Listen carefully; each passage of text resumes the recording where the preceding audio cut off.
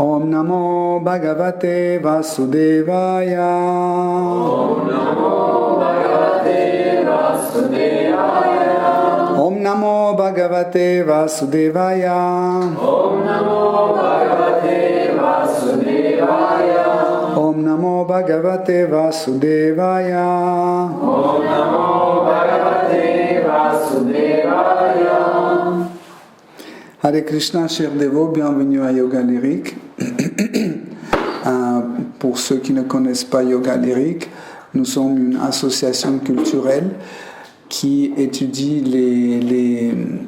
les écrits anciens, sacrés, plus ce qui est dans la tradition védique, dans la tradition de ce qu'on appelle les Védas. Je ne sais pas si tout le monde connaît.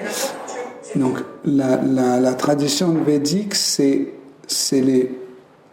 la tradition qui a commencé à partir du moment où Seigneur suprême a donné à l'humanité les 4 Védas, les 4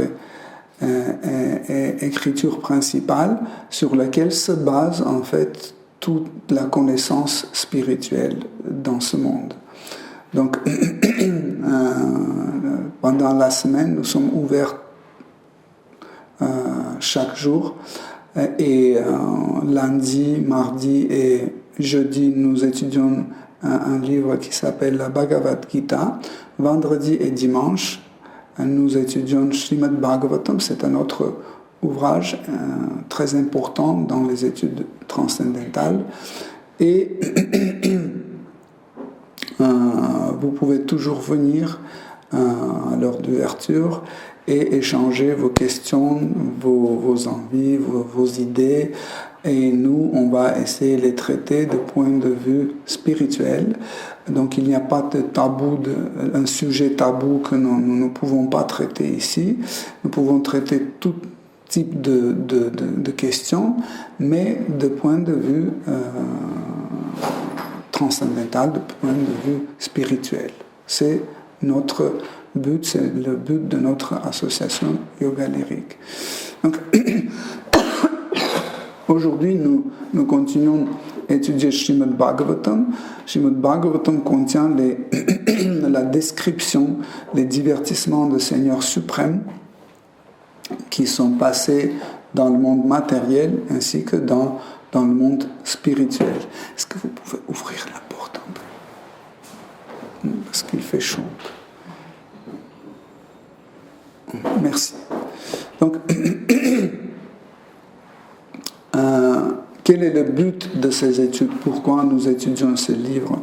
Parce que ces livres nous donnent la connaissance spirituelle pour nous amener au but de notre vie. Souvent, les gens pensent que le but de notre vie, c'est vivre en bonne santé, aller en vacances, travailler moins, profiter plus, et vivre aussi longtemps qu'on peut.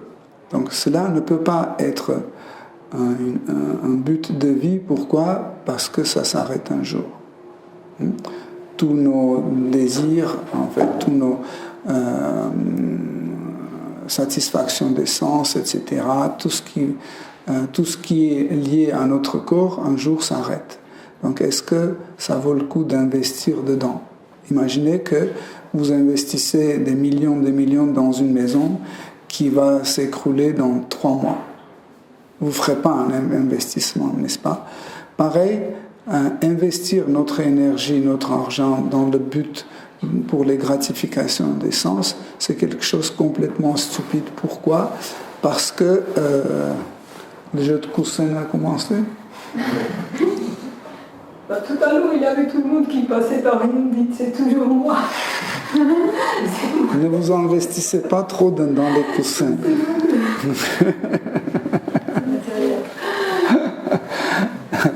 Donc,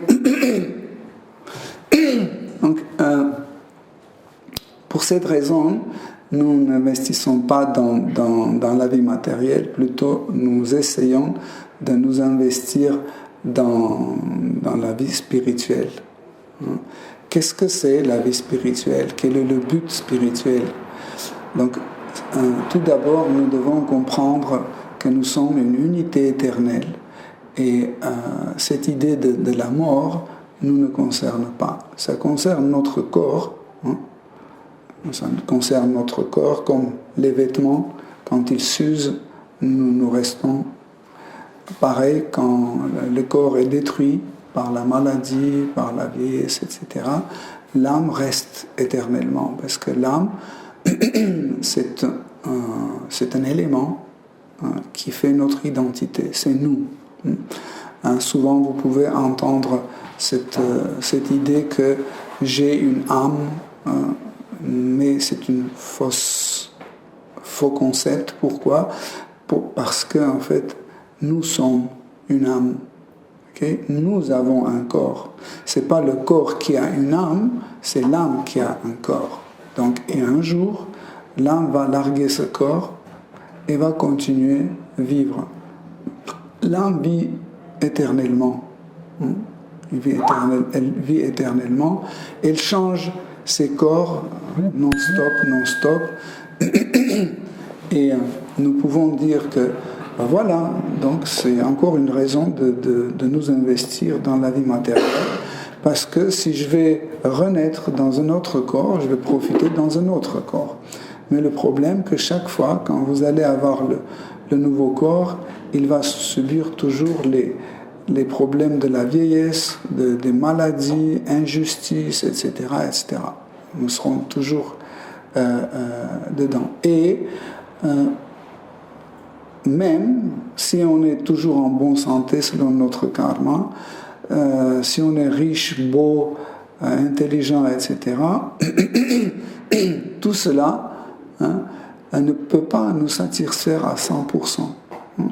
Par exemple, vous n'avez pas remarqué, même si vous trouvez que vous êtes très belle ou très beau, quand même, vous mettez devant le miroir et vous complétez votre beauté. Vous dites, oui, c'est bien, mais quand même, les cheveux, ce sera mieux que ça passe. Non. Mieux par là. Non. Vous voyez, en fait, nous remarquons que... Entrez, s'il vous plaît. Même... pourquoi, en fait, nous avons toujours cette insatisfaction? Parce que l'âme, naturellement, va vers la perfection. Nous sommes une petite particule d'énergie qui n'est pas complète parce que nous sommes trop petits, trop petits. En fait, l'âme est une unité minimale. Ça veut dire qu'il n'y a pas quelque chose qui est plus petit que l'âme. Okay? Et en fait, cette taille devient la cause de sa imperfection. Pourquoi? Parce que, par exemple, imaginez que vous avez soif et je vous donne un tiers d'une goutte d'eau. Est-ce que vous serez satisfait? Non. Mais tout est ok, vous avez soif, je vous ai donné de l'eau. Mais je vous ai donné un tiers d'une goutte. Okay? Donc là, vous pouvez... Pourquoi j'ai donné cet exemple?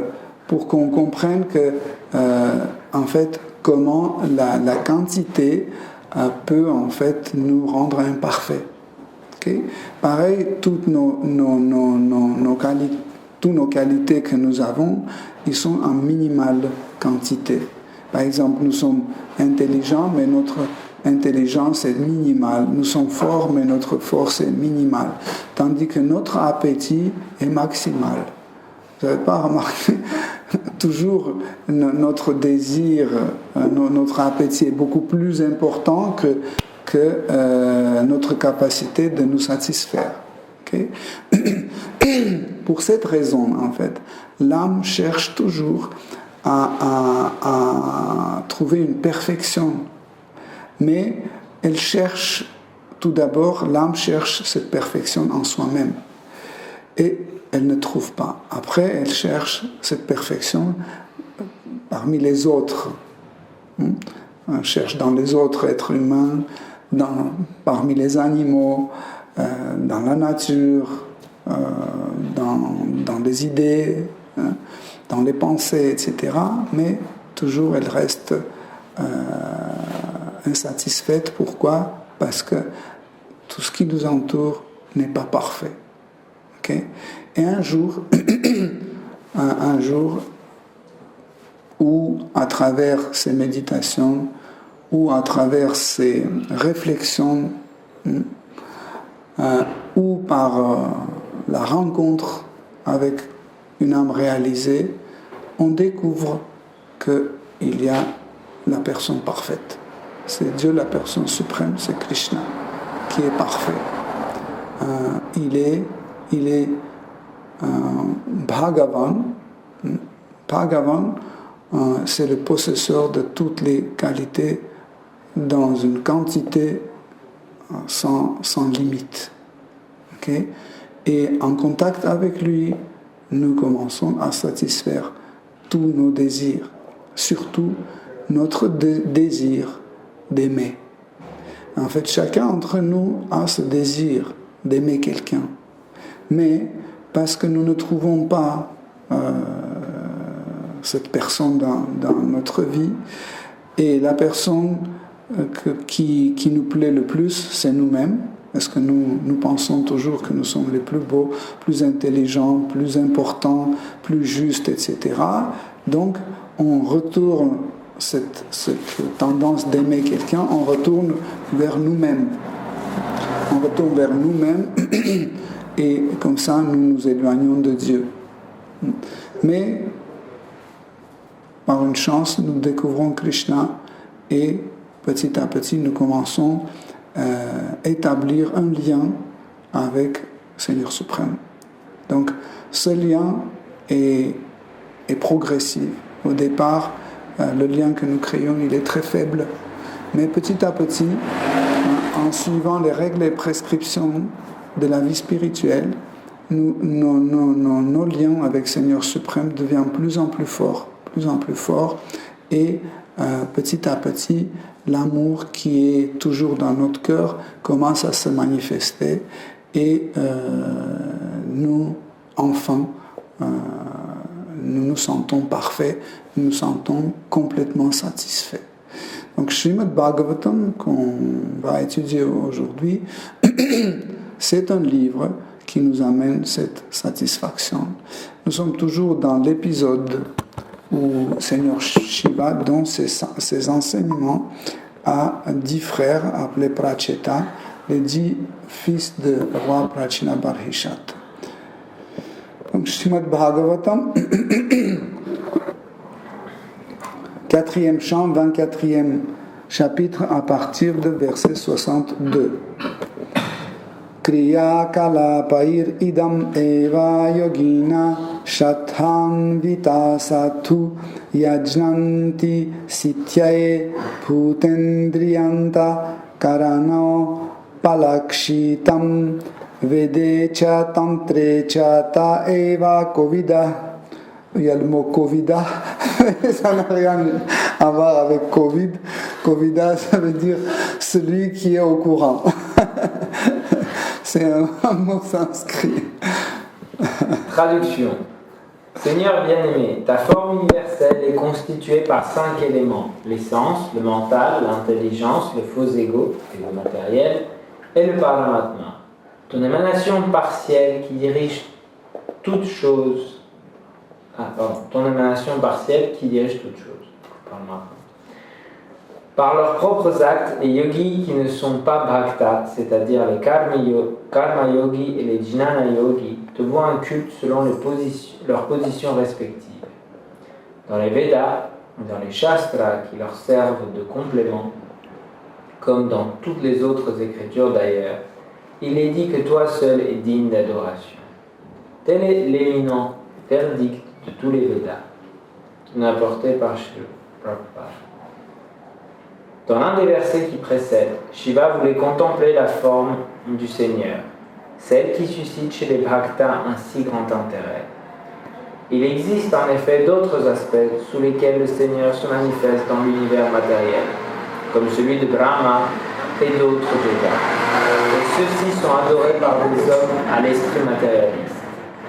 Le 3e chapitre du 2e chant du Srimad Bhagavatam explique que l'on recommande à ceux qui souhaitent obtenir des bienfaits matériels de vouer un culte à différents devas. Mais pour conclure, le Srimad Bhagavatam 2.3.10 recommande Akama sarva kamo va moksha kama udarati tivrena bhakti yogena yajeta purusham param. Les bhaktas, les jnani, désignés ici par les mots moksha kama, et les karmi, ici qualifiés de sarva kama, aspirent tous à vouer un culte au Seigneur suprême, Vishnu. Même celui qui se consacre à l'accomplissement des yajna, comme il est ici dit, Yakalapai, ne doit jamais oublier que les devas ne sont que des agents du Seigneur souverain.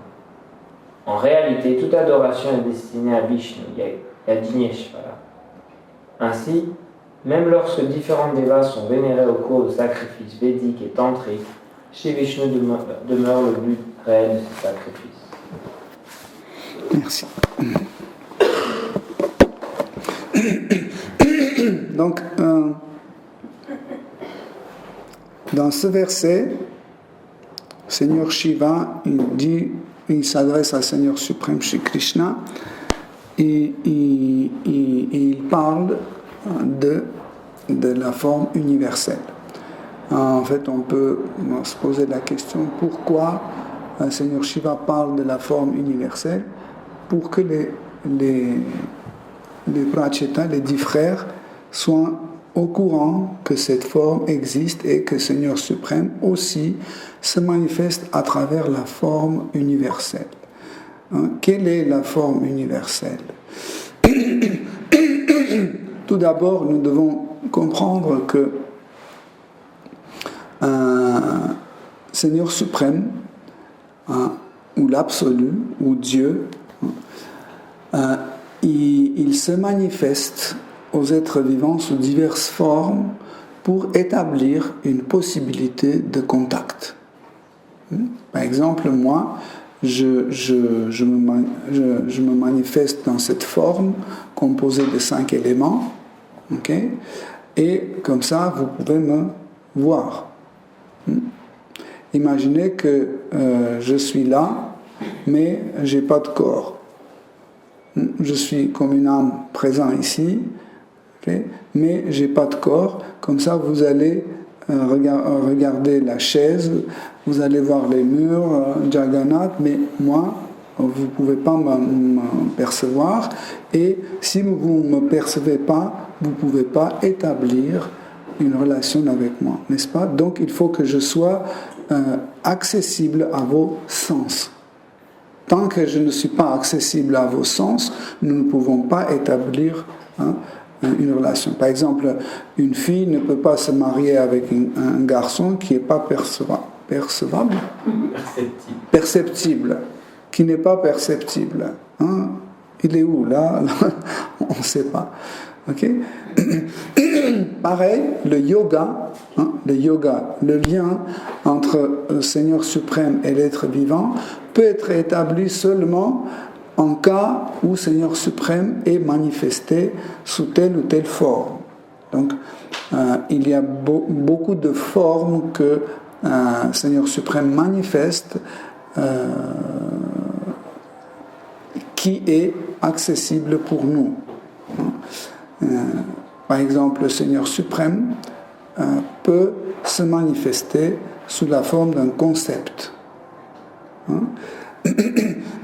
Concept de l'absolu, ce qu'on appelle para ou para Brahman. Para veut dire ce qui se trouve au-dessus de tout. Para. Donc c'est un concept, mais en fait c'est une manifestation de Seigneur que sous la forme de concept, mais très difficile, créer un lien réciproque avec l'idée de l'absolu. Vous comprenez? Parce que c'est juste un concept. On ne peut pas réciproquer avec un concept. Par la suite, il y a l'idée de Bhagavan. Bhagavan, Dieu la personne suprême. Donc il est une personne, hein, et quand il est une personne, il peut nous permettre d'avoir une relation avec lui.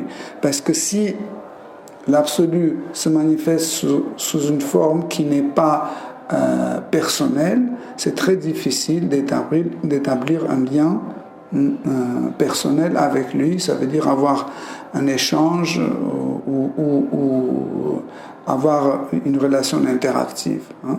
Parce que impersonnel, cela veut dire qu'on ne peut pas le voir, on ne peut pas lui parler, on ne peut pas savoir son opinion, etc. etc. Hein. Certaines religions, certaines traditions religieuses, ils ajoutent un peu quelques gouttes d'impersonnalisme dans leur perception de Dieu. Ils disent que personne ne peut voir Dieu, personne ne peut entendre Dieu, etc. etc. Même des fois, j'ai entendu des fidèles de Dieu qui disaient « Si tu vois Dieu, tu vas mourir ». C'est complètement absurde, hein, parce que nous parlons toujours de Dieu comme infiniment miséricordieux, infiniment gentil, plein d'amour, etc. Pourquoi je dois voir Dieu et mourir? C'est un concept complètement faux et inventé par l'homme. Aucun livre sacré ne confirme pas cette idée. Donc, mais aussi, pour avoir cette relation personnelle, Dieu peut utiliser les différentes formes pour créer ce lien, ce yoga. Yoga veut dire un lien avec l'absolu. Pour cela, en fait, il peut se manifester à travers les substances, à travers les énergies qui sont perceptibles pour nous. Par exemple, derrière moi, vous voyez Seigneur Jagannath. Il est créé avec la peinture, avec le tissu, etc. Donc, Dieu a utilisé les choses que nous pouvons percevoir pour être visible pour nous. Comme ça, vous voyez ses yeux en extase, sa bouche en extase, etc. En fait, Jagannath, c'est une forme d'absolu en état d'extase. Okay? Et pourquoi il se manifeste avec la peinture? Parce que la peinture, la couleur, les formes, sont perceptibles pour nous, okay? Mais l'idée n'est pas perceptible pour nous. On ne comprend pas juste l'idée d'absolu, etc. On ne peut pas voir sans peinture, sans bois ou sans métal, parce que ce sont des matières que nous pouvons voir. Hein. Par exemple, vous pouvez voir la peinture, vous pouvez voir le bois, métal, le marbre. Donc, pour cela, il utilise en fait ces matériaux. Par exemple, il utilise dans le temple, il utilise le marbre pour que ses fidèles puissent le voir et percevoir. Okay? Mais cela ne veut pas dire que Dieu est composé de marbre. Si je prends la forme de Dieu en marbre, je la casse, je ne peux pas dire j'ai cassé Dieu. C'est absurde. J'ai cassé le marbre. Okay? C'est comme par exemple, vous me voyez sur l'écran de votre téléphone, hein, parce que je suis en train de parler avec vous par le lien vidéo, et puis vous me voyez, vous dites ah, mon ami est dans le téléphone, et comme ça je vais casser, il va mourir. Vous cassez votre téléphone, je ne suis plus sur votre écran, et vous pensez que je suis mort. C'est pas comme ça. N'est-ce pas? Pareil, en fait, Dieu peut se manifester à travers une icône, à travers une statuette, à travers une description littéraire, etc., etc. Donc, Tu peux laisser plus grand, plus grand.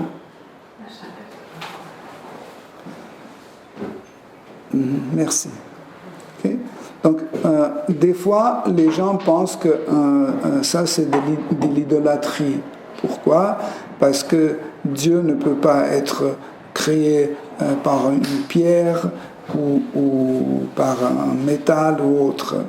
Oui, Dieu ne peut pas être créé parce que Dieu n'est pas composé d'un métal, mais c'est un moyen de communication avec les êtres vivants. Comprenez? En fait, il utilise tout type de moyens de communication pour pouvoir communiquer avec nous. Ça veut dire que vous pouvez le voir, vous pouvez prier, vous pouvez vous prosterner devant lui, etc. etc.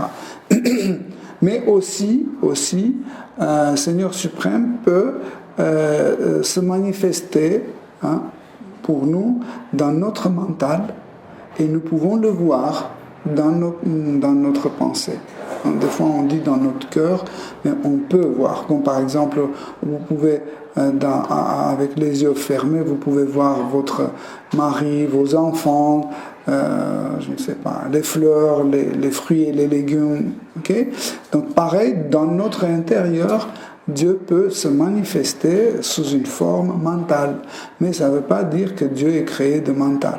Ça veut dire que Dieu utilise les éléments qui sont percevables pour nous. C'est pour ça qu'il se manifeste à travers des différentes formes créées par des éléments matériels. Mais en aucun cas, encore une fois, cela ne veut pas dire que Dieu est matériel, il a le corps matériel, etc.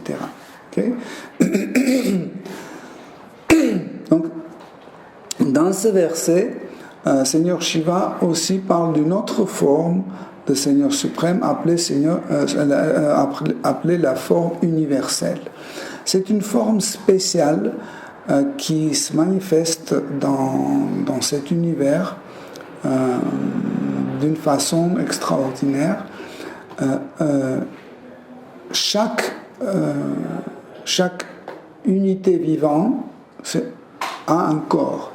Un corps, c'est une structure qui permet à une âme d'agir et vivre.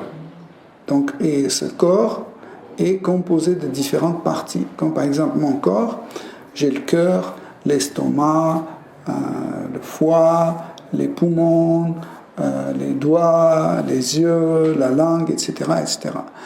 Tout ça, ça fait partie de mon corps. Okay? C'est les membres de mon corps. Et en fait, ils agissent ensemble. Par exemple, quand je travaille, les doigts s'aident entre eux, s'aident, n'est-ce pas? Un doigt aide à l'autre. C'est pas comme ça que vous ne savez pas où mettre ces doigts parce qu'ils nous dérangent quand je travaille. Non, le contraire. Vous utilisez vos doigts, les yeux, le nez, les épaules, en fait, tout devient comme un seul organisme. Pareil, pour que cet univers puisse fonctionner, il doit aussi fonctionner comme un organisme, comme un corps.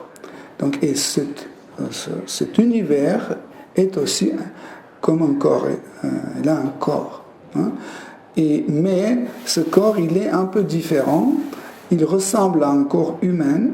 Pourquoi? Parce que notre univers a aussi la tête, a l'estomac, les poumons, les jambes, etc. etc. Okay?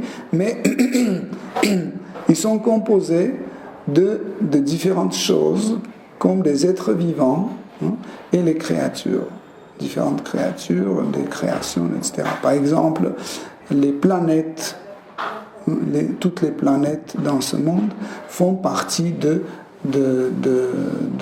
ce corps universel. Par exemple, les planètes moyennes, comme notre Terre, se trouvent au niveau de ventre de la forme universelle. Les planètes édéniques ou supérieures se trouvent au niveau de la tête de cette forme universelle.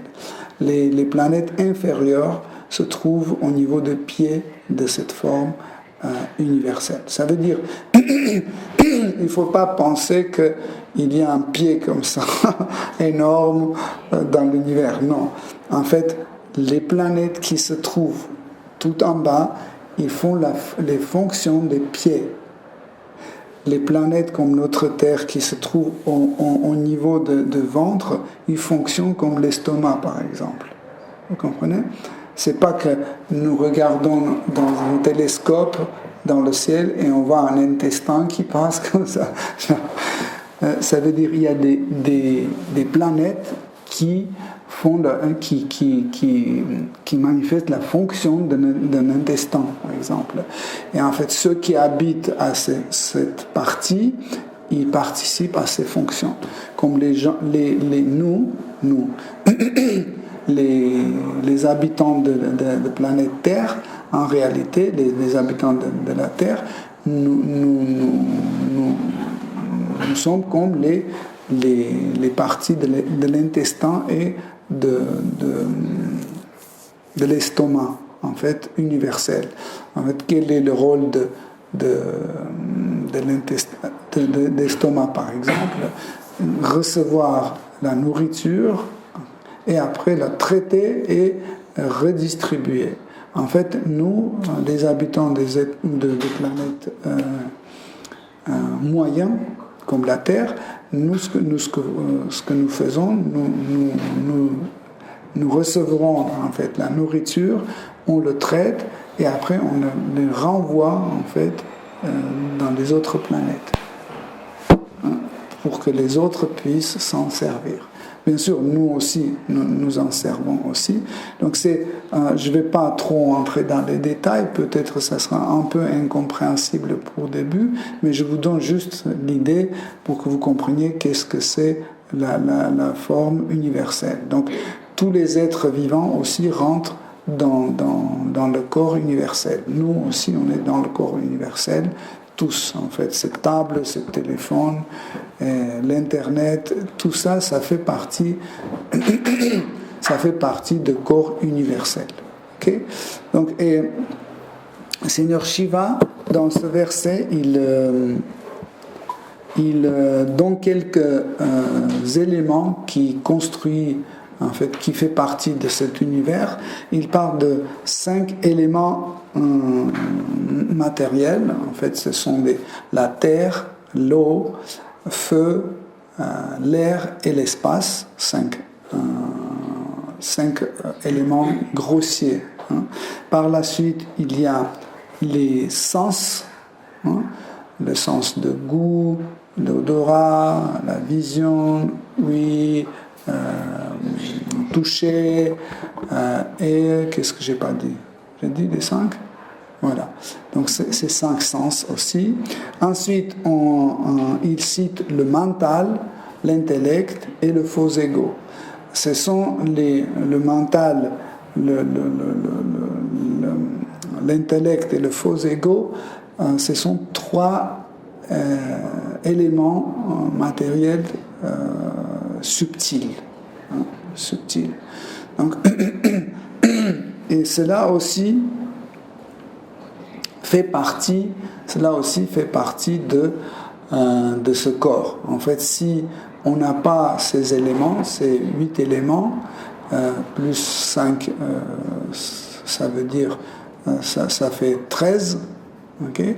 Ça fait 13 éléments. Donc ces 13 éléments font partie de ce monde matériel qui forme en fait la forme universelle de Seigneur suprême. Et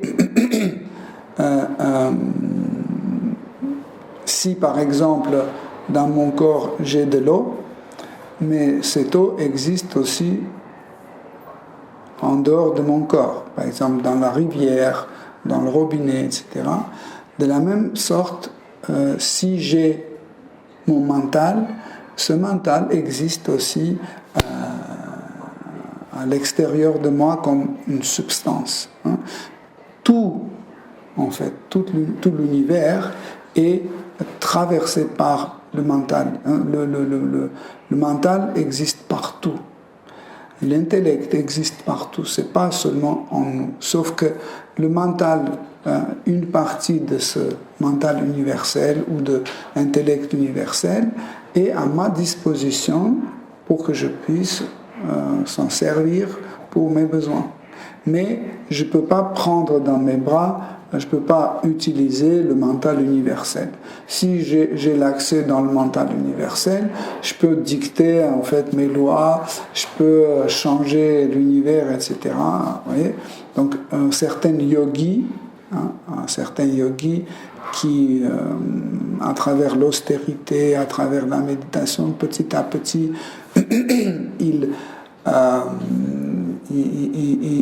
bénéficient petit à petit de cette force mystique.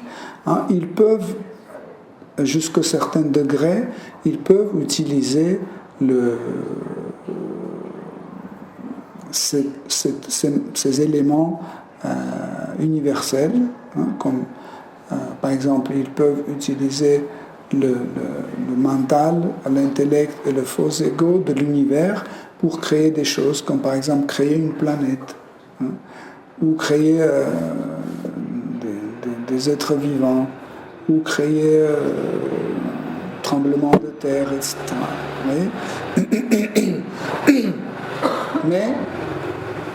Mais leur pouvoir est limité.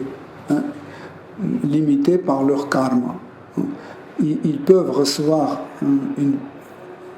la permission du Seigneur suprême d'avoir une puissance mystique jusqu'à un certain degré et ça s'arrête là. Ils ne peuvent pas avoir plus que ça. Pourquoi ? Parce que nous occupons notre position dans ce monde matériel selon notre karma. Nous ne pouvons pas dépasser notre karma. Pour dépasser la diapason de notre karma, nous devons créer un nouveau karma. Pour dépasser en fait la diapason qui est déjà créée par notre ancien karma.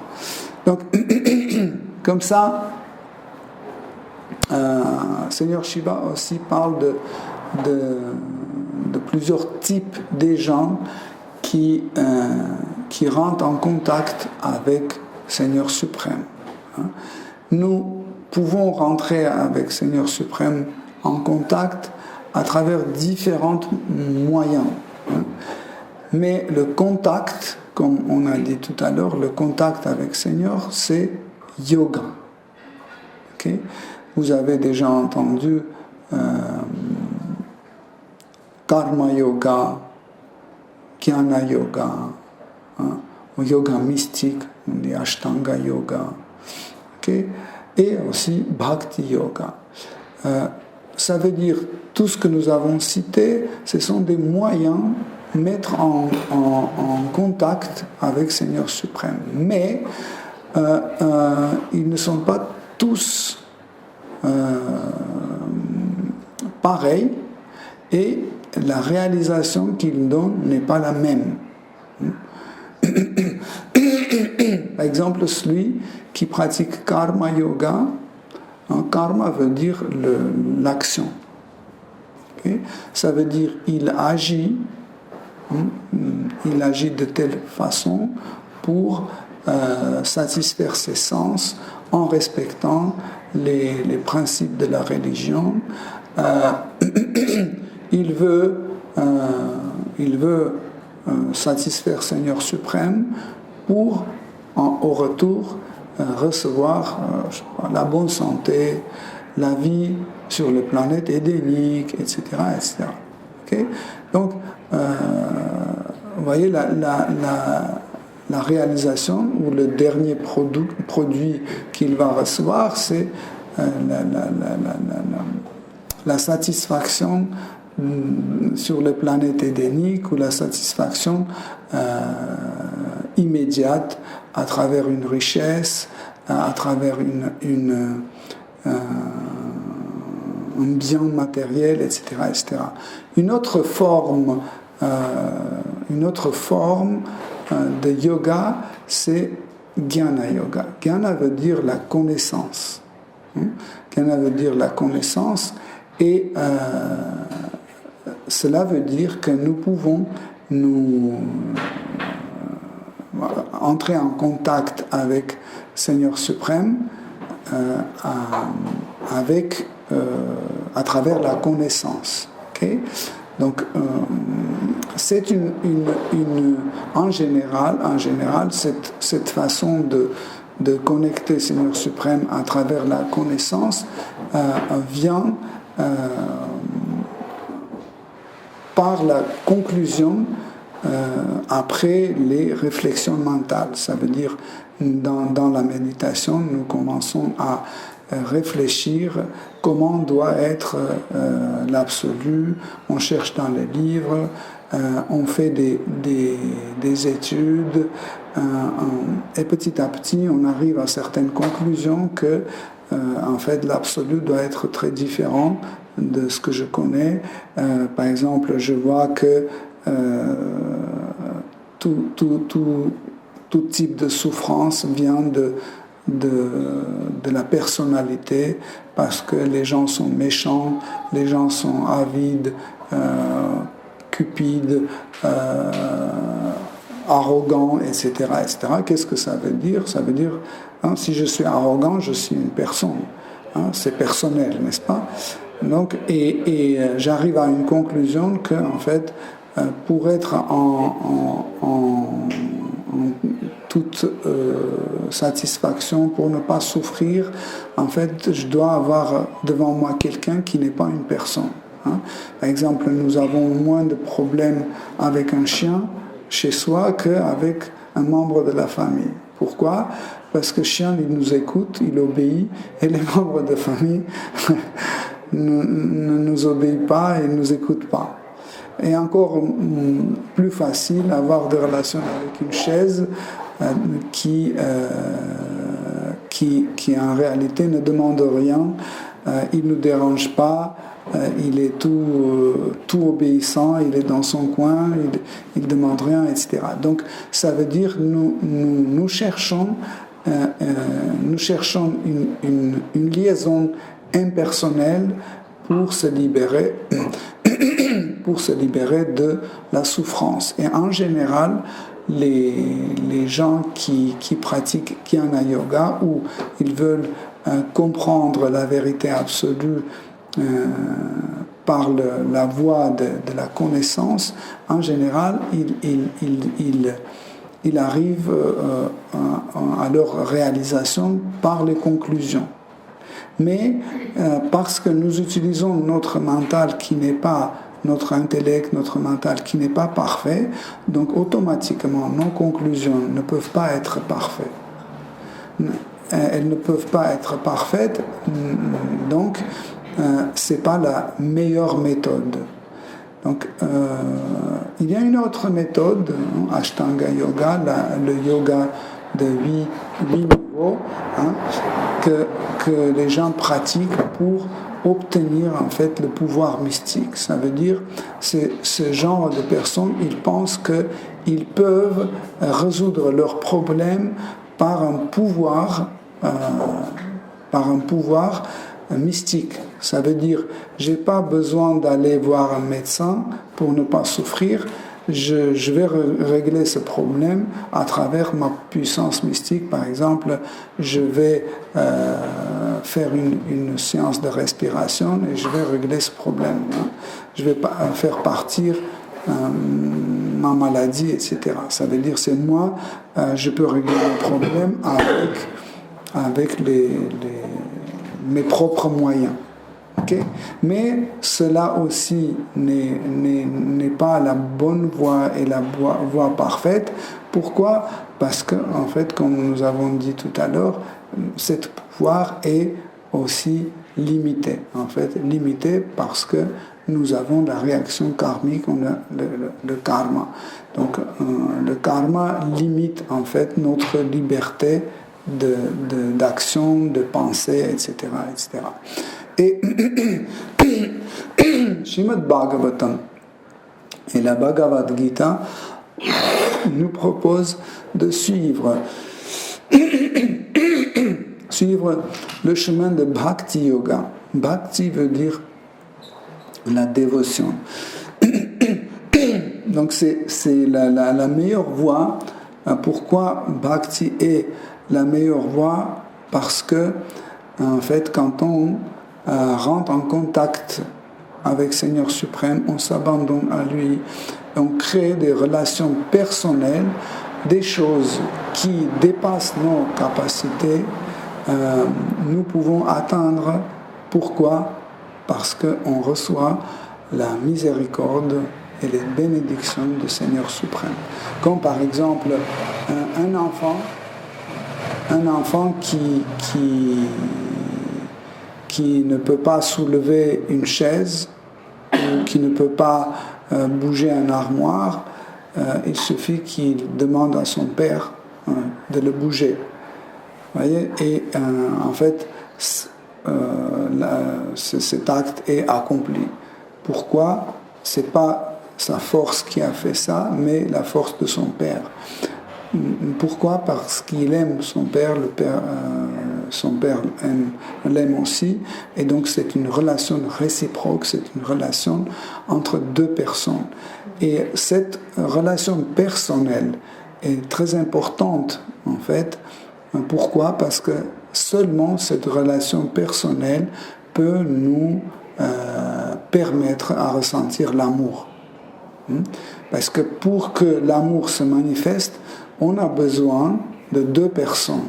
Nous ne pouvons pas pratiquer l'amour tout seul. C'est impossible. Donc il faut deux personnes. Celui qui aime et celui qui est aimé. N'est-ce pas? Donc si vous êtes seul comme un yogi ou comme un gyani, vous ne pouvez pas rentrer dans une relation d'amour avec Seigneur suprême. C'est impossible. Voyez? Donc, à travers les calculs, on n'arrive pas à l'amour. À l'amour, on arrive par service dévotionnel. Pourquoi vous aimez quelqu'un? Parce que cette personne, en fait, n'est pas indifférent envers vous. Il manifeste certaines choses pour vous. Il vous donne un coup de main. Il est, je ne sais pas, il vous sert d'une façon ou l'autre. Et comme ça, petit à petit, vous commencez à avoir des sentiments positifs. Après, vous vous attachez à cette personne. Et petit à petit, vous commencez à aimer cette personne pour ses qualités extraordinaires. Donc pareil, en fait, seule voie, en réalité, seule voie qui peut nous assurer, qui peut nous amener à l'amour pour Dieu, c'est la voie de bhakti, la voie de service dévotionnel. Si vous n'avez pas cette dévotion ou ce service dévotionnel envers Seigneur suprême, l'amour sera jamais atteint parce qu'il y aura toujours le principe je te donne, tu me donnes. Ça, c'est pas le principe d'amour. L'amour, c'est pas comme ça. On l'appelle l'amour réciproque. Oui, l'amour est réciproque, mais l'amour n'attend jamais le retour. Nous faisons, quand on aime, on ne le fait pas parce qu'on va nous réciproquer. Non, on aime, c'est tout. C'est ça l'amour. Nous aimons parce que cette personne a cette attirance. On aime cette personne parce que cette personne, je ne sais pas, a du goût, a de la beauté, des traits de caractère extraordinaires, etc. Même sans retour, on aime cette personne. Même tout simple. Moi, j'aime le yaourt, même si c'est pas réciproque, même si le yaourt ne m'aime pas, je l'aime pour ses qualités, pour sa couleur, etc., etc. Vous comprenez? C'est l'idée de l'amour. Et cette voie, en fait, la voie de Bhakti, qui est décrite, cette voie de Bhakti, c'est une voie qui nous permet progressivement atteindre cet amour pour Krishna. Nous avons une difficulté au départ de comprendre pourquoi pourquoi c'est aussi difficile d'accepter Dieu comme objet d'amour. Pourquoi c'est difficile? Parce que depuis notre naissance, on a eu toujours une tendance égoïste. Hein. Dès qu'on est né, on a vu que nos parents nous servent.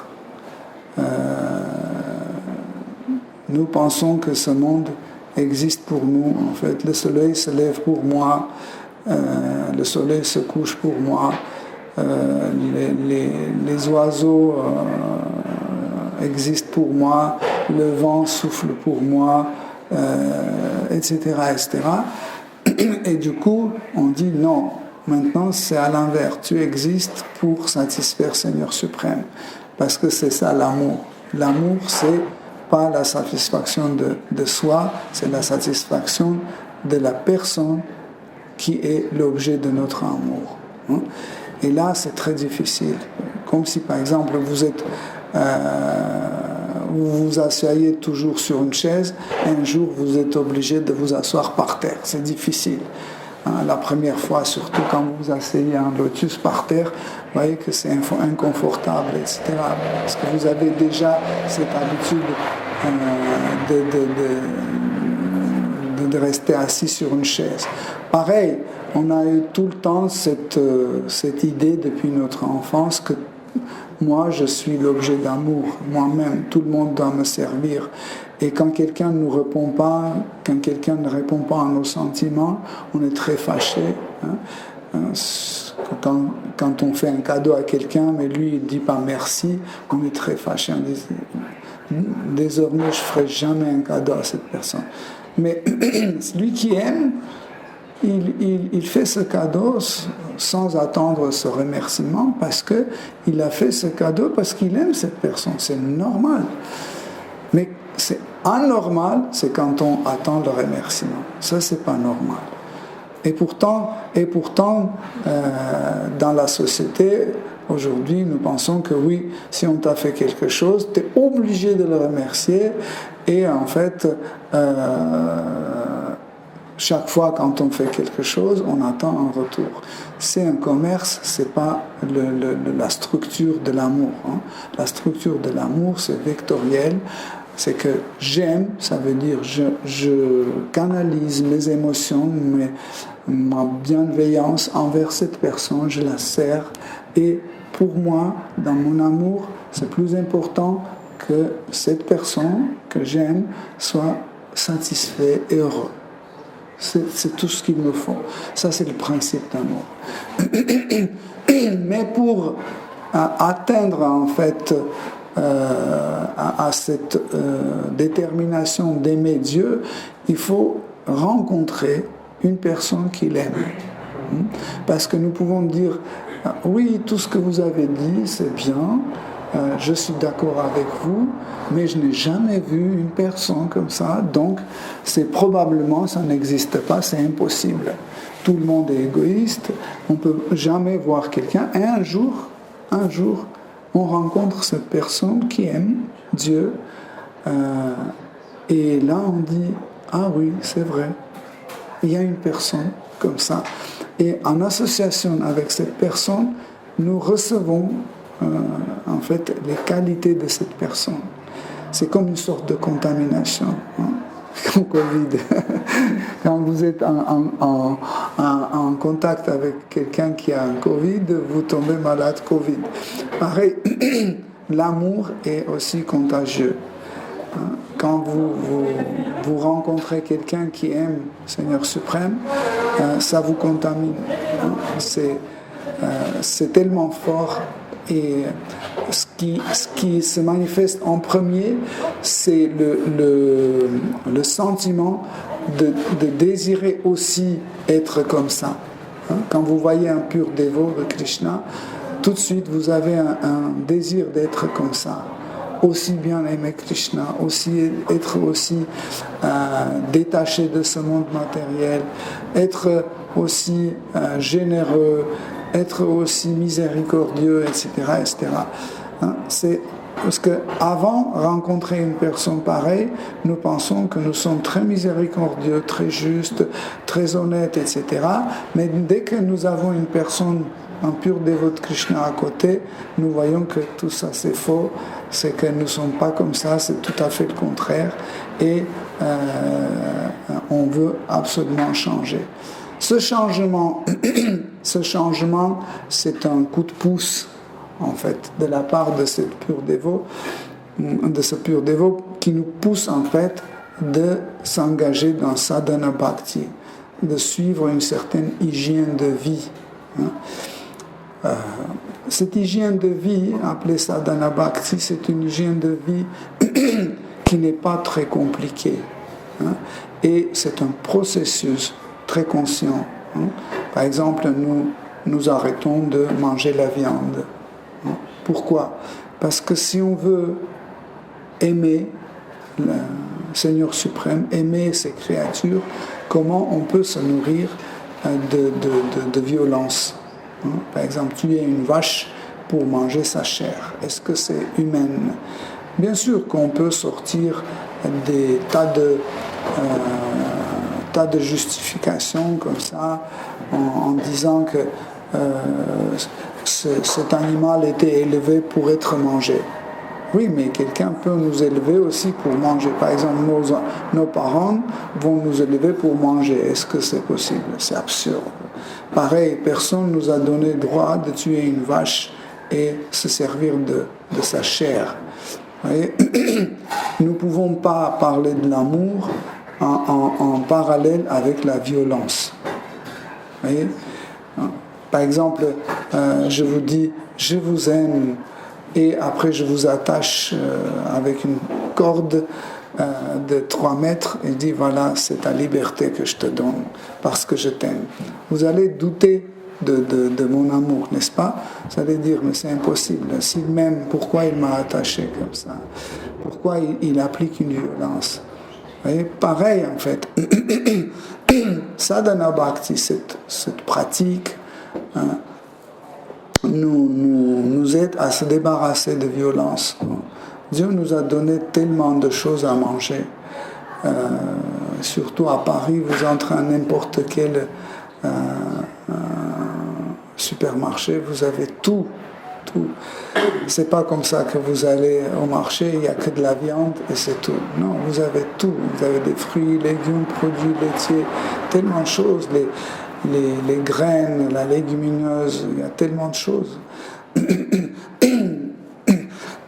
y a des générations qui n'ont jamais mangé de la viande et ils sont en très bonne santé, ils sont très intelligents, en pleine forme, très forts, etc. etc. Donc c'est pas que si on ne mange pas de la viande, on va tomber malade, c'est une fausse théorie. Et dans notre hygiène de vie aussi, dans notre pratique, nous rejetons tout type d'intoxication. En fait, qu'est-ce que c'est une intoxication? C'est que quand quelque chose prend en fait sous son contrôle, en fait une chose de l'extérieur prend sous son contrôle mon système nerveux, mon corps physique, donc on le rejette. Par exemple, comme l'alcool, par exemple. L'alcool, on introduit de l'extérieur, c'est pas partie de notre corps, on l'introduit de l'extérieur, et dès qu'on introduit l'alcool dans notre corps, il prend en fait sous son contrôle notre système nerveux, notre corps grossier, et comme ça, nous ne pouvons pas être sobres ni dans nos décisions, nous ne pouvons pas être sobres dans nos actes, etc. etc. Troisième chose, c'est que nous ne rentrons pas dans le jeu d'hasard, nous ne participons pas dans les jeux d'hasard. Pourquoi? Parce que les jeux d'hasard peuvent complètement perturber notre système nerveux, notre psychisme, peut complètement détruire, ça nous rend dépendants très fort, et c'est aussi une sorte de drogue, comme les cigarettes, comme l'alcool, etc. Pour cette raison aussi, nous abandonnons ce type de pratique. Et le quatrième, c'est les relations sexuelles illicites, que nous n'admettons pas. En fait, quand nous pratiquons ces 4 règles, nous arrêtons presque à 70%, nous arrêtons nos péchés. Vous imaginez comment c'est fort. Juste suivre ces 4 principes, ça nous débarrasse de 70% de péchés que nous pouvons commettre dans ce monde. C'est pas peu, 70%, c'est pas peu. Donc, aussi, ces 4 choses négatives peuvent créer un mauvais karma qui va se retourner contre nous. Les écrits sacrés, par exemple, disent que celui qui a tué une vache, qui a traité son corps, qui a coupé son corps, qui a transporté son corps, qui a vendu la viande, qui a acheté la viande, qui a cuisiné, qui a servi et celui qui a mangé, ils sont tous coupables. Mais celui qui a mangé, il est le plus coupable. Pourquoi ? Parce que s'il ne mange pas, tout le reste ne va pas se produire. Jésus-Christ, il disait que cette personne est la plus dangereuse. C'est la personne qui tue l'âme, on dit, entre guillemets, tue l'âme. Parce qu'il savait qu'on ne peut pas tuer l'âme, mais qui tue l'âme, ça veut dire qui éloigne l'âme de son vrai chemin. Okay? Pour cela, nous nourrissons bientôt, on va vous offrir une nourriture cuisinée par nos dévots, les plats végétariens. Vous allez goûter, vous allez comprendre pourquoi je dis que nous pouvons nous nourrir des plats végétariens sans problème, des produits laitiers, et comme ça laisser les animaux vivre. Nous ne pouvons pas avoir la paix dans le monde en appliquant la violence qui n'est pas justifiée. Par exemple, la police peut, d'une façon très brutale, arrêter quelqu'un qui est en train de tuer quelqu'un. La police peut appliquer cette violence. Cette violence est justifiée. Mais prendre un lapin, le tuer pour manger, c'est pas justifié. Surtout quand on a des choses à manger, quand on a le choix. Vous comprenez ? C'est pas justifié. Donc, en suivant ces règles et prescriptions, petit à petit, nos sens se purifient. Nos sens se purifient et avec les sens purifiés, nous pouvons en fait rentrer en contact avec Seigneur suprême à travers notre mental, à travers nos yeux, nos oreilles, notre intellect, etc. Donc je vous souhaite à tous d'essayer, pratiquer cette méthode. On l'appelle aussi la conscience Krishna, qui est très efficace, car le résultat, dès le premier pas, le résultat est déjà présent. Peut-être dans une quantité toute petite, mais est déjà présente. Hare Krishna. Si vous avez des questions, des commentaires, c'est bienvenu.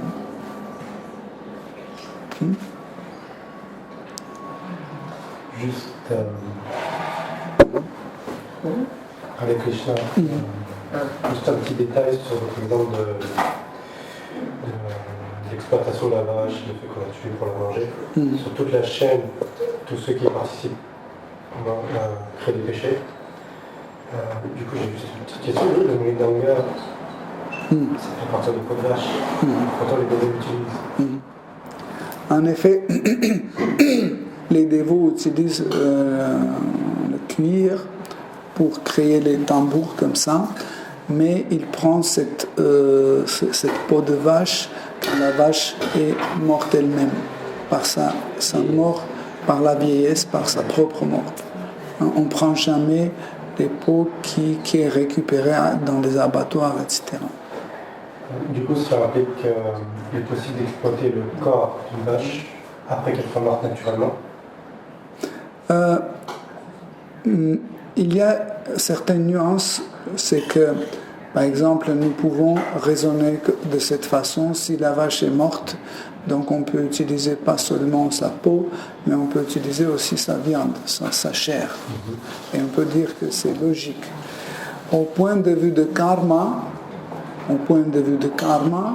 vous n'allez pas subir trop de dégâts, parce que personne ne l'a tuée, elle est morte elle-même. Mais vous allez développer un attachement pour la chair de vache. Vous allez développer un goût pour la chair d'un animal. Et ce goût, en fait, va vous pousser de chercher la viande. Et à partir du moment quand vous allez déjà être attaché au goût de la chair, vous allez chercher et ça sera une commande pour que quelqu'un tue, pour que vous mangez. C'est comme ça. Est-ce qu'on peut manger du poisson ou pas? En fait, quand on sort un poisson de l'eau et on pose sur la table, est-ce qu'elle dit mange-moi, mange-moi? Non, elle se bat. Elle est dans un très mauvais état. Ce poisson ne veut pas être mangé. Okay? Quand on le tue et on le mange, on applique une violence. Mais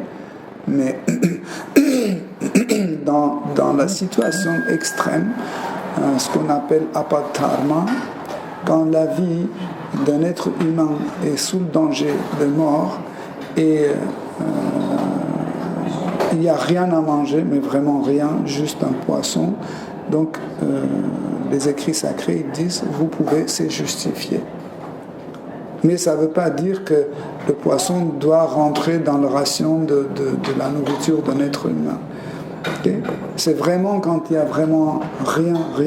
Vous êtes dans une situation où rien ne pousse, tout est, je ne sais pas, Troisième Guerre mondiale, il n'y a rien, tout est explosé, etc. Et vous trouvez un morceau de poisson, vous mangez, c'est justifié.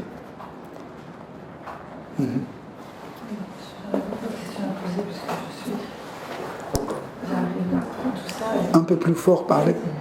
J'ai beaucoup de questions à poser, mais je vais en poser Allez-y. une, et puis après une autre. C'est par rapport, quand vous avez parlé justement de matérialisation de Krishna à travers, quand vous parliez par exemple du marbre. Pour une statuette par exemple, j'imagine, plutôt pour une statuette, pour une représentation. Donc en fait, la théorie de ce que j'ai compris, c'est qu'il faut échapper à tout ce qui est matériel le plus possible. Alors pourquoi créer du matériel, enfin des choses matérielles pour le représenter, puisqu'on le sait, le fondement de cette religion, c'est justement de croire à l'immatériel, d'aller vers l'immatériel et de croire à ce qui est immatériel. Donc ça me paraît assez contradictoire. En fait, le mot matériel a deux sens. Le premier sens du mot matériel, c'est ce qui est le contraire de spirituel. Mais le mot matériel aussi a un sens comme matière. Vous comprenez? Donc, en fait, quand on dit ça, c'est la matière, mais c'est pas matériel. J'utilise une matière. Par exemple, le Coran, c'est un livre qui est composé de la terre, n'est-ce pas? Les feuilles, l'encre, tout ça, c'est de la terre. C'est un élément matériel. Mais l'objet même, son contenu, n'est-ce pas? Spirituel. On ne peut pas dire que... Mais imaginez, je brûle le Coran en disant que, bon, ça, c'est pas la peine de le garder, c'est matériel. Vous voyez, ça ne colle pas. Donc, en fait, pour pouvoir s'exprimer, on doit utiliser telle ou telle énergie. Pas seulement symbole. Par exemple, je m'exprime à travers le son. Qu'est-ce que c'est le son? Le son, c'est un élément matériel dans ce monde matériel. Okay? Si je parle de Dieu, donc mon son est spiritualisé.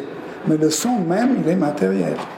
Mais si je parle de la gratification des sens ou d'un acte terroriste, etc., okay, j'utilise le même son, la même matière, j'utilise pour un but qui n'est pas spirituel. En fait, je comprends tout ça. Ce que je voulais dire peut-être plus clairement, c'est qu'en fait, c'est vrai que nous, êtres humains, nous avons tellement besoin de choses immatérielles qui concrétisent même dans la spiritualité, en fait, dans toute religion. Oui. Il y a des rituels, il y a des choses pour matérialiser notre foi, en fait. Donc, en fait, c'est un besoin sûrement, c'est un besoin puisqu'on ne peut pas y échapper. Mais je pensais que chez vous, ce besoin était moins.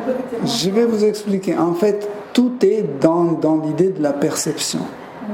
Par exemple, notre univers passe 4 grandes étapes, comme les 4 saisons, l'hiver, le printemps, etc. Donc, la première énorme étape qui dure presque 2 millions d'années, c'est Satya Yuga. En Satya Yuga, il n'y avait pas de pratique de visualisation. En fait, en Satya Yuga, l'image de Seigneur était gardée toujours dans la tête. C'était de la forme mentale. Mais mentale aussi, c'est une substance. C'est une substance subtile. Okay? Ils gardaient parce qu'ils n'avaient pas besoin d'une forme d'extérieur, parce qu'ils arrivaient, par exemple, le maître spirituel décrivait l'apparence de Seigneur suprême, et tout de suite, dans l'intellect, dans le mental de son disciple, il y avait tout de suite cette forme se manifester, et ce disciple, il le gardait en fait, dans son mental et dans sa mémoire. Okay? Mais plus tard, 2 millions d'années plus tard, en fait, quand Satya Yuga était fini, quand le pouvoir de mémoriser, méditer était moins fort, que ça commençait à dégrader, il y avait Treta Yuga. C'est une autre période où on avait besoin pas vraiment visualiser, mais que ce soit un peu tangible. On a commencé à faire des sacrifices de feu. On faisait sacrifice de feu où Dieu se manifestait à travers le feu pour prendre nos offrandes. Okay? Parce qu'en fait, c'était une autre possibilité de rentrer en contact avec lui. Parce que cette possibilité de méditation, les gens ont perdu. Les qualités se perdent. Okay? Et après Treta Yuga, en fait, on n'avait plus des brahmanas qualifiés, les prêtres qualifiés, pour pouvoir en fait évoquer Dieu à travers le feu de sacrifice, et on a commencé la pratique d'adoration dans les temples. En fait, on commençait à faire des images en marbre, en bronze, en bois, pour que Dieu soit adoré. Parce que on a besoin toujours d'un moyen de liaison. Okay? Et dans l'âge de Kali, dans lequel nous habitons, cet âge a commencé il y a 5000 ans. Maintenant, on n'a même pas cette qualité de servir les murtis d'images, parce que on regarde, on dit mais derrière, qu'est-ce qu'il y a derrière? Et on est tellement pauvre dans notre capacité intellectuelle qu'on n'arrive pas à comprendre qu'est-ce que c'est l'image de Dieu. Pour distinguer l'image de la matière, parce qu'ici vous avez l'image et vous avez la matière. Je peux brûler la matière, mais l'image va rester.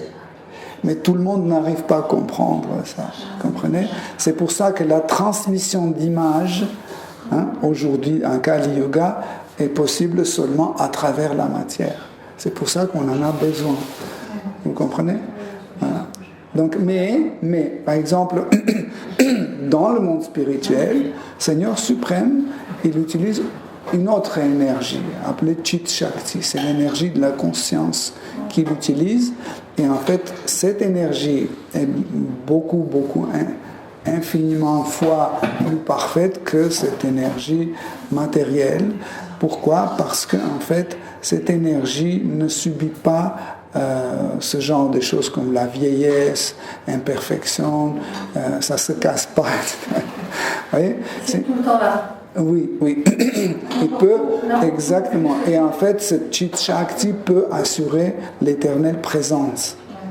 Tandis que ça, non. Vous voyez que l'énergie matérielle, c'est toujours... Voilà. Donc, mais encore une fois, il faut qu'on arrive dans notre pratique quotidienne, il faut qu'on arrive à distinguer l'image de Dieu de la matière.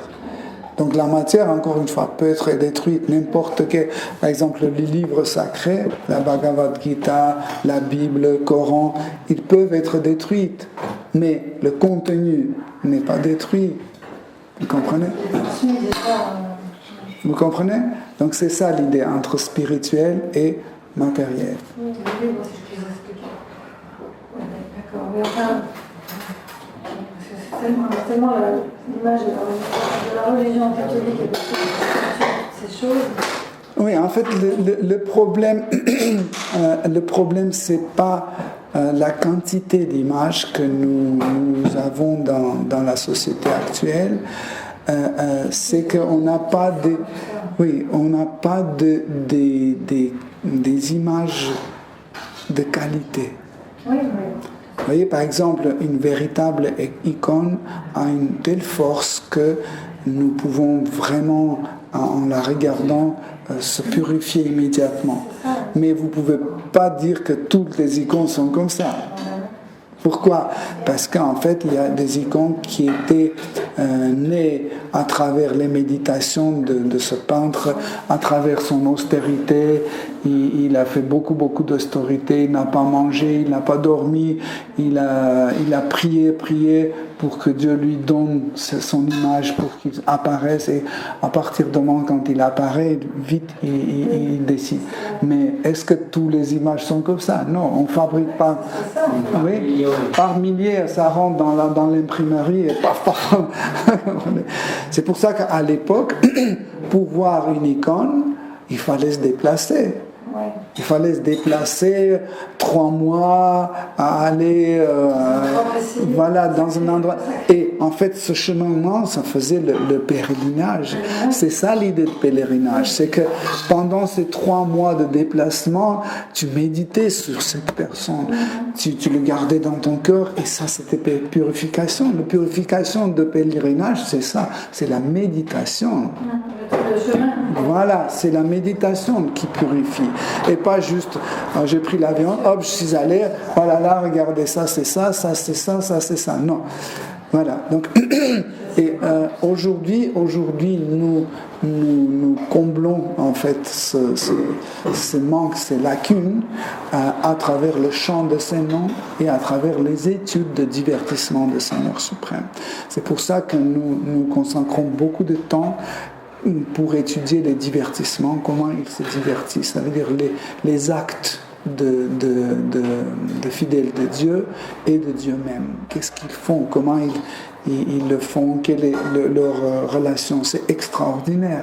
C'est comme ça, en fait, petit à petit, dans ce que vous parlez, ça commence à s'établir dans le cœur et dans la tête.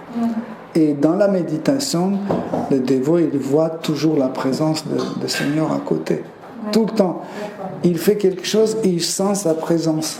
Vous voyez? À tel point qu'un jour, il voit.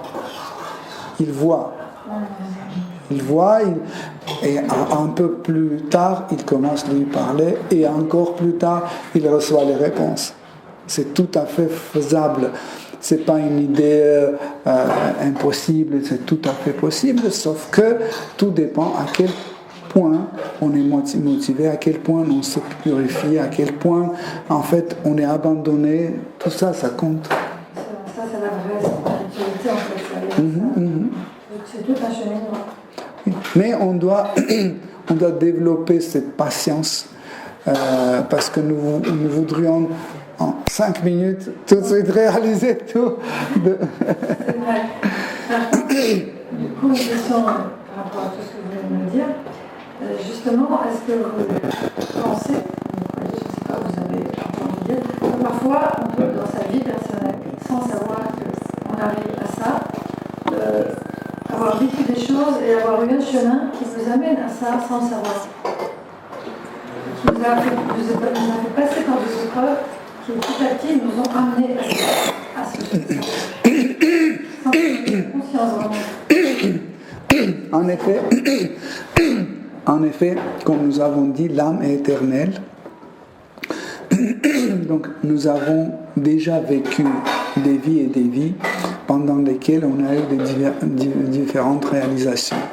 Et aujourd'hui, dans votre vie, les réalisations de l'époque précédente se manifestent en vous. Et vous pensez que c'est par hasard. C'est pas par hasard. En fait, dans la Bhagavad Gita, Krishna dit que, en fait, celui qui pratique la spiritualité, cette pratique acquise, les résultats acquis, ne se perd pas. Dans la vie suivante, il revient sous la forme de mémoire. Et du coup, par exemple, vous n'avez jamais appris tout ce que je viens de vous dire, mais à partir du premier mot, quand j'ai commencé,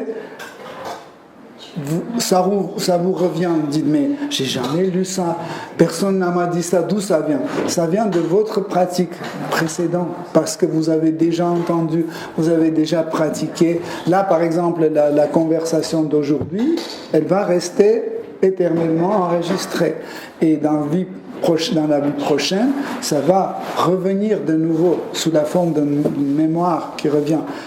Vous n'allez pas forcément vous souvenir que vous étiez là dans Robe Rose, à Yoga Lyrique, dans le 18e. Non, mais le contenu, la réalisation que vous avez réalisée, qui est Krishna, quelle est la spiritualité, etc., tout cela va se relayer en vous, se manifester en vous.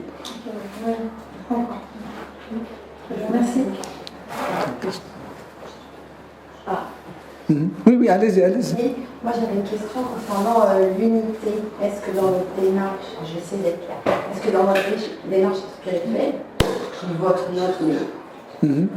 démarche spirituelle, on a le but ultime, l'objectif est l'unité, l'union avec ce Dieu suprême, en sachant que pour l'instant on est dans le karma, j'aime pas le concept de péché, mais je comprends l'idée de on fait ce qu'on fait quand on veut, et des fois on fait ce qu'on peut.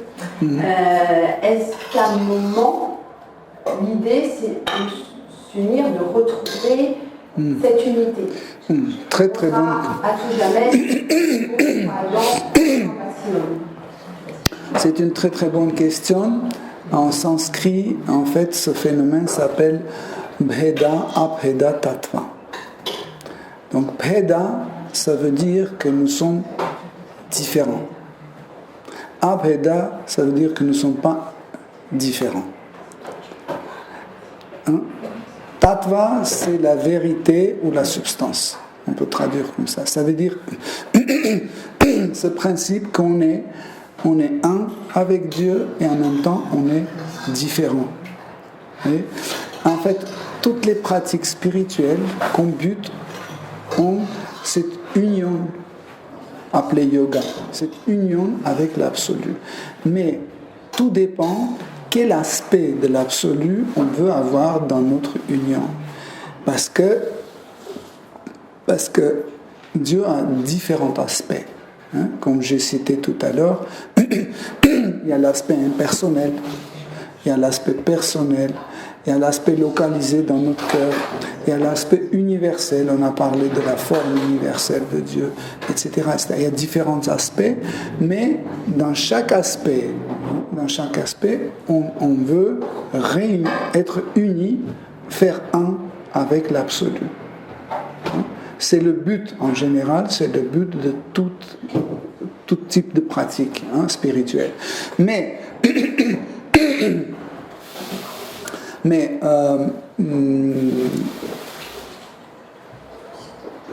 il y a une sorte d'union appelée Sayujya Mukti, qui est union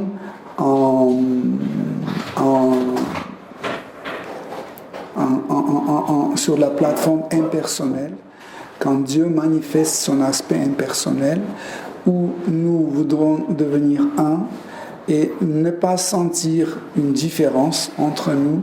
Et en fait, ça s'appelle Ekatva. Ekatva, ça veut dire être un, et c'est tout. Ça veut dire, je perds ma personnalité, je n'existe plus, il n'existe que l'absolu, et cet absolu, c'est moi. Vous voyez? Donc en fait, c'est aussi une pratique, il y a des gens qui pratiquent cela. Mais il y a autre type, Bhakti Tattva.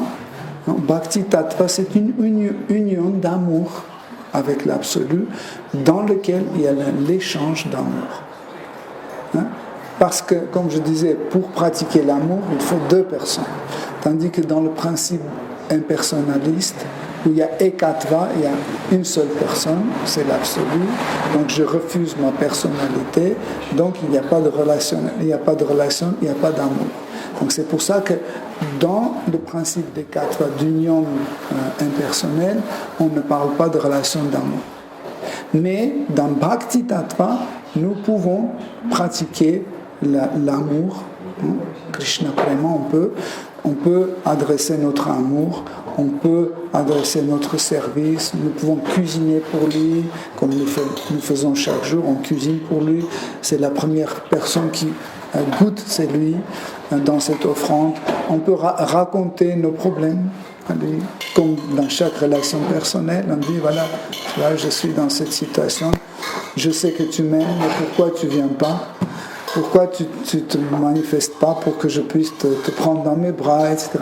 C'est tout à fait normal et c'est légitime. Dans ce type de relation, c'est légitime. Parce que quand tu aimes quelqu'un, tu peux lui dire, tu peux lui chercher, tu peux lui adresser tes sentiments, etc. C'est légitime, c'est tout à fait normal. Donc tout dépend en fait quel type d'union nous cherchons. Ça aussi, c'est une union. Avec notre objet d'amour, on est un, mais en même temps, on est différent. Parce qu'il y a celui qui est aimé et celui qui aime. Vous voyez ? Par exemple, Krishna, c'est celui qui est aimé, moi, celui qui aime.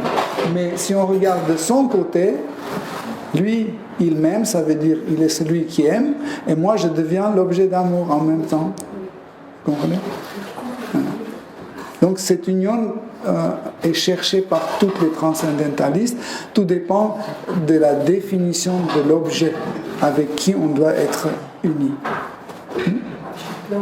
Oui, vas-y. Dans la suite, pas de problème, allez-y. C'est qu'en fait, déjà, pour moi, on peut aimer quelqu'un qui ne nous aime pas. Donc on est bien seul dans la relation, on est seul.